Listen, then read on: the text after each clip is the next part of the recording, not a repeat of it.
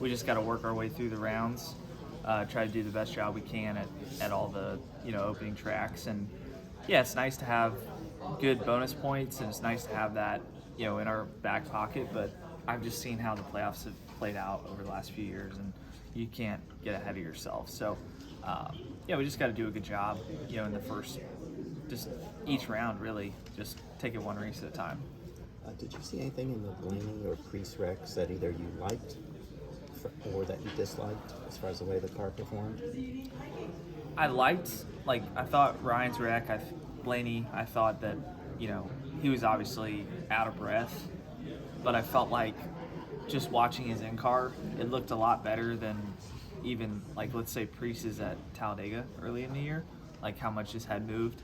And so I thought Brian's looked a lot better, at how it should. It was a huge hit, no doubt, but I think, it looked like everything handled it pretty well with the car. I think Priest's wreck was a little concerning, just how the roof hatch, went away, and just honestly how much air he got when he hit the grass the second time, and the splitter kind of dug in. So I thought that was a little concerning, how high in the air he was. Is there anything, I know you're not an engineer, but is there anything that you'd like to see NASCAR do either immediately or look at going forward? It's so hard. I mean, I think everyone's got different opinions on what the grass did in that situation. Me personally, I feel like, he's got friction on his tires. When they're sliding on asphalt, there's some sort of friction there. As soon as he gets to the grass, that friction in the tires gripping goes away. I feel like that's kind of what created that scenario. But we also saw Harrison flip when the car first came out on the backstretch in the paved area. So I don't know the details. It looked like Priest didn't have any major damage when he was sliding to the onto the asphalt. And my hope would be as quick as the tires seemed to go flat, he was probably a half a second from the tires going flat, and I don't think he's going to flip at that point. So it's unfortunate. I think it was just a bad situation, and I do think the grass had played a role in, just like I said, the friction, not having any friction in the tires once you hit the grass. Is this where you guys thought you could be at the end of the regular season? Did you meet or exceed expectations? I think starting the season, we didn't expect to win 5 races, to be honest. I think winning 3 races was kind of the goal. And then I think as we transitioned throughout the year, the expectations got higher. And then I think there was a little slump that came with that because, we started to expect to run top 3 or top 5 every week, and it's just not possible with this car, especially. You've got way too many challenges. So I feel like we've gotten to a good place right there before the playoffs start to where we feel like we're comfortable, have a good mindset. Watkins Glen just felt really good. It just felt like we had the right approach. You got the most wins, but you're sitting right now, if you look at the Vegas odds, you're 18 to 1 to win this thing. Do you feel stronger than an 18 to 1 shot to win this, Yeah, I don't really look at the odds, to be honest. I think I was 4th or something. So yeah, I mean, I don't know. I don't really pay attention to that stuff, but for me, I look at just the stats and how we're performing, and I think there's a couple of tracks that we could be better at. Talladega comes to mind. The short tracks at the end of the year come to mind.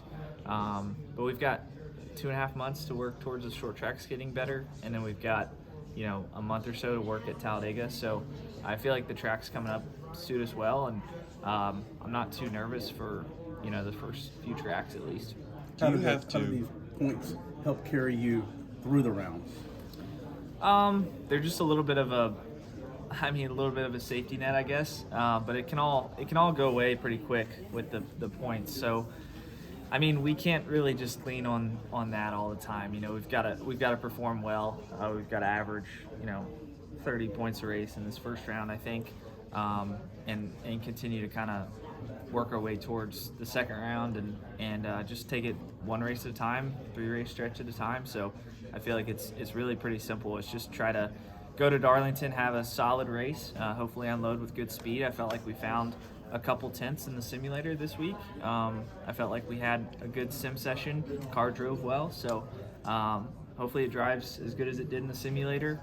We kind of backed it up with what we did in the spring, and honestly, like our setup, we haven't changed a lot at that place in a while. So we just gotta focus on Darlington, and then Kansas will focus on that on Tuesday, and kind of get a good baseline for there. We had a good race there in the spring as well. Finished third, qualified on the pole. So I look at the first two tracks as kind of good places for us. How do you size up Denny Hamlin in the playoffs? He said that the people, the pundits and people that look at numbers and whatnot say they're not picking him, right? But how do you size him up? He said, hey, Joe Gibbs Racing and Hendrick is really, really tough to beat.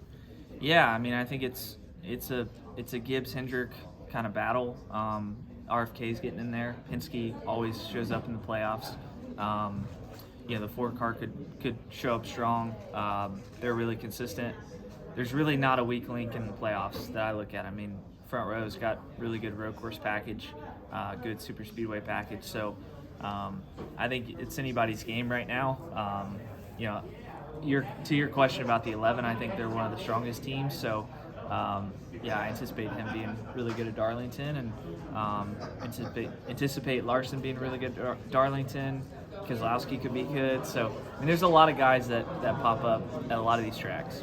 Do you have to, in essence, step up your game for the playoffs after a 5-win season, or do you just have to kind of simply do what you've been doing all year and not really change anything? Is there the idea, the need to change when you had a season like this year? Yeah, I don't think we change a thing. I mean, I think the intensity of the moment already elevates your performance a little bit, but for me, naturally, I know we're good enough. I know we're capable. I know my best is good enough. So I feel like for me, it's more the same. It's just try to approach each track individually, not look too far ahead. I think that's really the thing I've learned, is not to get ahead of ourselves. We can't be thinking about the round of 12. We can't be thinking about the round of 8. We've got to be focused on Darlington right now, and then when Monday comes, we'll think about Kansas, and maybe we'll do a little bit of prep work for Bristol just to make sure we're ready. But it's just one step at a time. We can't really think too far ahead. How did that impact you in previous playoffs then? Were you thinking too far ahead, or?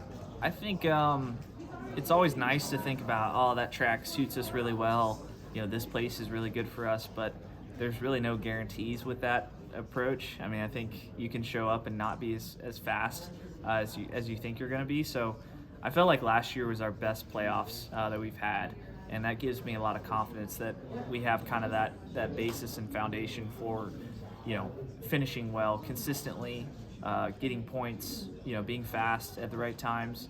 I think I just could have managed last year a little bit better, so just going to try to use this year's playoffs as a learning experience, and hopefully I feel confident that we'll be here for another 8 to 10 years, and we just got to learn from what we're doing this year to hopefully make us better. With Kyle Busch in a Chevrolet for the first time this year, obviously SMT, you can look at data and you can see what they're doing.